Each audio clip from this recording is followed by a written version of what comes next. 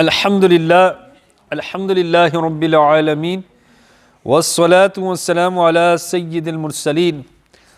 Amma ba'd, fa'udhu billahi minash shaitanir rajim. Bismillahir Rahmanir Rahim. My dear sweet Islamic brothers and students and viewers of social media, let's recite Durood and Salam upon Nabi Kareem sallallahu ta'ala alayhi wa alihi wa sallam. As-salatu was-salamu alayki ya Rasulallah. Wa ala alika wa ashabika ya Habiballah. As-salatu was-salamu alayki ya Nabi Allah. آلك وأصحابك يا نور الله.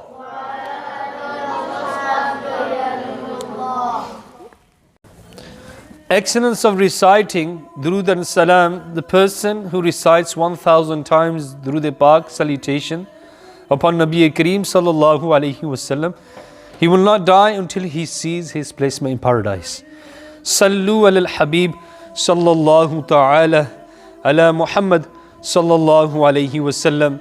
My dear students, today inshallah we will learn a crucial topic, a very important knowledge we need to attain regarding a person who dies and what we should do with that person when he has died.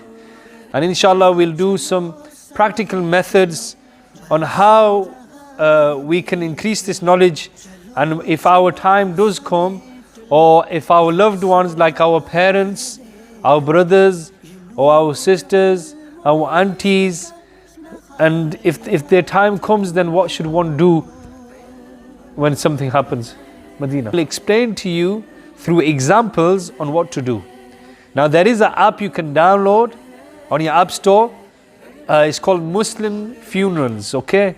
And that gives you a step-by-step video footages as well on how to perform the ghusl of the mayyit, how to perform certain tasks when a person dies, how to fulfill his rights, how to do the burial, what to do in the burial, and how to do the talqeen.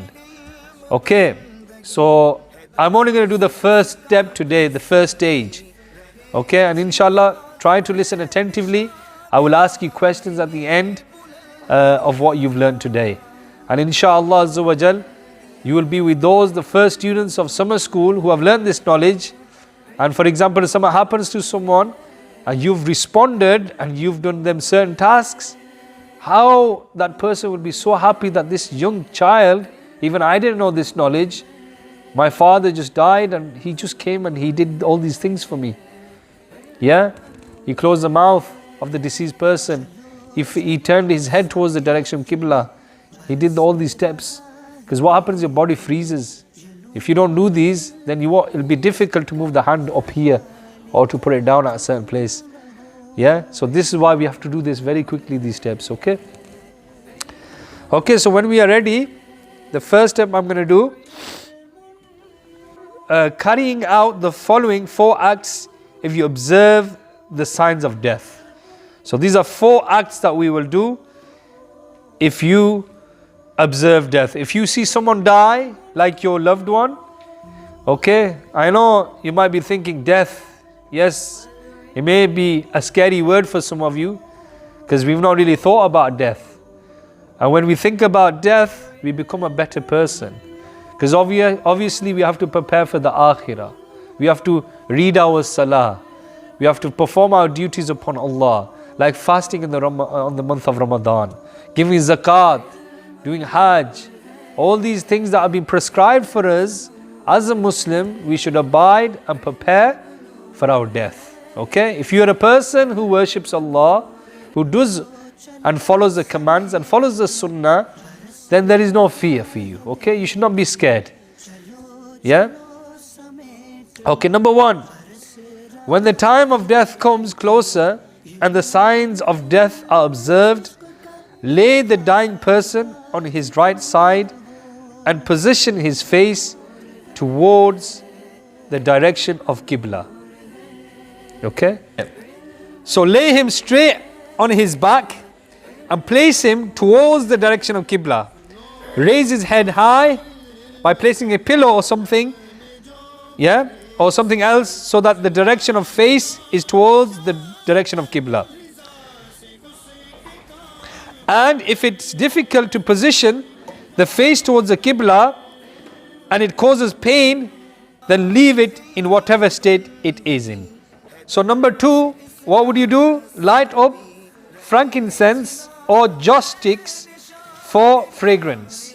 So you can buy these from the shop, some fragrance that you can burn in that room, okay? So these are some fragrance you can burn. The next step that you would do is number 3 is to recite Surah Al-Yasin. People who are present there should listen to the recitation of the glorious Quran silently, keeping their heads lowered. Okay? So when the deceased person, the person that is dying, right? Or if he's passed away, you can still recite Surah Yasin for reward and for Isal Swab. Okay? Come on. And number 4 is to do talqeen. So near the dying person in a loud voice, so that the dying person remembers the blessed kalima and it becomes his last words. Remember, never force anybody to recite it. You never know what condition he's in. So all you need to do is recite this as talqeen, keep reciting it until you hear him recite it. So this is why it's very important, don't force anybody, don't say recite it. Why come you're not reciting it? He could be in pain. He could be going through them stages of death where his soul is leaving his body. So you just read the shahad, the kalima. Okay? So who's going to do that one? Here's the talqeen.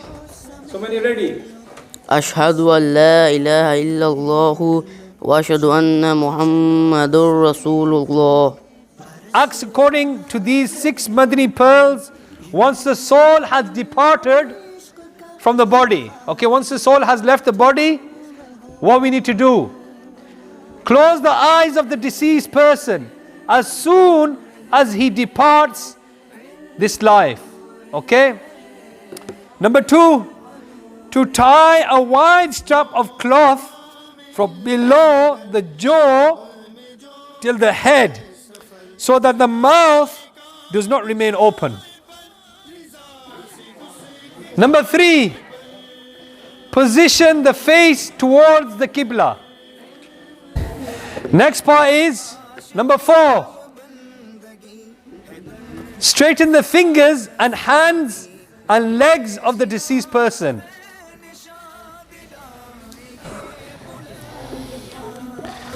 Okay, number 5. Join the big toe of both the feet and tie them together gently. So tie them together gently. Number 6, last and final. Place something like a quilt or something folded up. Apply pressure to the stomach so that the stomach doesn't swell up. So what's the first thing you should do? What we learned today? The first thing. Turn the deceased person towards the Qibla. MashaAllah. Next question is, what's the next part? If you can't turn his head to the Qibla, then you should raise the head with some pillows and turn his head to the Qibla.